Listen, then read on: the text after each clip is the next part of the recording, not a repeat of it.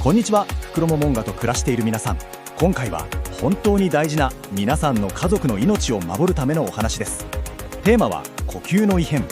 特にこれを見逃したら本当に危ないよという緊急サインについて、僕たち獣医師の目線から具体的に解説していきます。ちょっとした知識がいざという時に本当に役立つんです。では早速見ていきましょう。もしかしたら時間がない方もいるかもしれないので、まずこれだけは絶対に覚えてください。もしフクロモモンガが口を開けてはーはーって息をしていたら、それはもう迷ってる時間はない救急レベルのサインなんです。この解説が終わった後、他のことは忘れてもこれだけは絶対に覚えておいてください。では、その救急レベルって具体的にどういう状態を指すんでしょうか。これからお見せするのは本当に命に直結するものすごく危険なサインです。でもこれって毎日お世話をしている飼い主さんだからこそ一番に気づける変化でもあるんですよね。はい、ここに挙げた4つのサイン、このうちどれか1つでも当てはまったらもうすぐに病院へ向かってください。まず何度も言いますけど、開口呼吸、そして歯茎とか舌が青っぽく紫色になるチアノーゼ。これ体に酸素が全然足りてないよっていうめちゃくちゃ危険な証拠です。さらに息をするたびにお腹全体が大きく波打つように動いていたり、名前を呼んでも反応が薄くてうたーっとしている。これらは全部体がもう限界だよって叫んでるサインなんです。でも不思議に思いません？なんでこういう呼吸のトラブルって暖かくて過ごしやすいはずの春に多いんでしょうか。実はこの季節だからこその見えない落とし穴があるんですよ。フクロモモンガにとって春がいかにデリケートな季節か、その理由をちょっと見ていきましょうか。理由は大きく3つですね。まず寒暖差。昼間はポカポカでも夜から朝にかけて急に冷え込むのが春ですよね。この温度のアップダウンがもともと寒さに弱い彼らにとってはものすごいストレスになるんです。次に湿度と換気。空気が乾燥しすぎると喉や鼻の粘膜がやられちゃいますし、逆にジメジメして空気がよどむと今度は菌が繁殖しやすくなる。そしてこういう環境ストレスが全部重なって病気と戦う力、つまり免疫力がガクッと落ちてしまう。これが3つ目の理由です。僕たちが呼吸器の病気っていう時、それは鼻の炎症、いわゆる鼻炎からもっと奥の肺の炎症、つまり肺炎まで全部含みます。で、ここが本当に怖いところなんですけど、フクロモモガの場合、あれただの鼻風邪かなって思ってたら、あっという間に重い肺炎に進んじゃうってことが実は少なくないんですよ。だからこそ最初のほんの小さなサインを見逃さないことが何よりも大事になってくるんです。というわけで、皆さんがお家でうちの子今どの段階かなってチェックできるように、症状を危険度別にリストアップしてみました。まだ少し様子を見てもいいサインとすぐに動くべきサイン、この違いをここでしっかり確認していきましょう。くしゃみとか分かりやすい症状が出る前に実は音で気づけることがあるんです。今夜ぜひやってみてほしいんですけど、部屋を静かにしてそーっと胸に耳を近づけてみてください。プチプチとかキューキューみたいな普段は絶対しない音が聞こえませんか？あるいは寝てる時の呼吸がいつもより少し早いとか、胸の動きが大きいとか、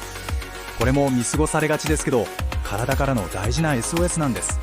さて、このスライドはぜひ写真に撮るか頭に焼き付けておいてください。症状の進行レベルです。まず初期、これはくしゃみとか鼻水とか、人間でいう風邪の引き始めみたいな感じですね。これが中等度になると呼吸が速くなってきたり、なんだか元気ないな、寝てばっかりだな、ご飯もあんまり食べないなっていう状態。そして重症レベルがさっきから何度も出てきている開口呼吸やチアノーゼです。ここまで来るともう本当に命の危険がすぐそこに迫っている、そういう状態です。じゃあどうすればこんな最悪の事態を防げるのか。ここからはお家でできる予防策と万が一病気になってしまった時の治療法についてお話しします。飼い主さんにできること、そして僕たち獣医師がやることですね。予防の基本はこの4つです。温度と湿度を快適に保つこと、ケージの中をいつもきれいにしておくこと、そしてホコリとかが出にくい床材を選ぶこと。特におしっことか糞をそのままにしておくとアンモニアが発生して、それが直接気道を刺激しちゃうんです。だからこまめなお掃除って実は最高の愛情表現でもあるんですよね。これら全部が彼らのデリケートな呼吸器を守るためのバリアになります。具体的な数字も覚えておくと便利です。まず温度。ケージの周りはだいたい25度から28度くらいが理想です。人間がちょっと涼しいかなって思うくらいの温度でも彼らには寒いかもしれない。特に夜とか朝方の冷え込み対策としてペット用のヒーターはすごく役立つアイテムですよ。そして湿度ですね。こちらは 40% から 60% の範囲をキープしてあげてください。空気が乾燥しすぎると喉を痛めますし、かといってジメジメしすぎると今度はカビとか細菌が元気になっちゃいますからね。温湿度計を一つケージのそばに置いて毎日チェックする習慣をつけるだけで全然違いますよ。それでももし体調を崩してしまったら、病院ではどんな治療をするのか簡単にお話ししますね。軽症、つまり初期の段階なら抗生剤のお薬やネブライザーっていうお薬の蒸気を吸ってもらう治療、あとは体を温めることで回復を目指します。でも中等度から重症、つまり口呼吸とかが見られる状態だと、もう酸素室に入ったり点滴をしたりと入院しての集中治療が必要になってきます。この重症の段階まで行かせないで軽症のうちに食い止める、それが僕たちと飼い主さんの共通の目標です。さて、ここまでいろんな情報をお伝えしてきましたが、最後にもうこれだけは絶対に忘れないでっていうポイントを3つに絞っておさらいします。大事なフクロモモンガの命を守るための3つのお約束です。まず1つ目、たかがくしゃみでしょうって絶対に軽く見ないでください。それが肺炎への入り口かもしれません。2つ目、これはもう大丈夫ですよね。口呼吸は一刻を争う緊急事態のサインです。そして3つ目、食欲がないプラス呼吸がおかしい、この2つがセットになったら様子見は絶対にダメです。すぐに病院に連絡してください。この組み合わせは体が発しているものすごく強い危険信号だと思ってください。今日の話で一番伝えたかったことは結局この一言に尽きるんです。花鼻炎は軽く見えてもフクロモモンガでは肺炎に進むことがある。僕たち人間の感覚でまあこれくらいなら大丈夫だろうって判断しちゃいけないんです。その一歩引いた客観的な視点が彼らの命を救うことにつながるんですよ。最後に皆さんに一つだけ問いかけさせてください。言葉を話すことができない彼らのしんどいに世界で一番最初に気づいてあげられるのは誰だと思いますか？それは毎日そばにいるあなただけなんです。今日あなたのフクロモモンガのほんの小さな変化に気づいてあげられていますか？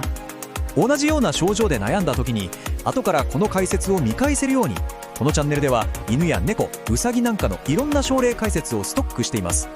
これからも実際の診療現場での経験をもとにした解説を続けていきますので、いざという時にすぐ見つけられるようぜひチャンネル登録をしておいてください。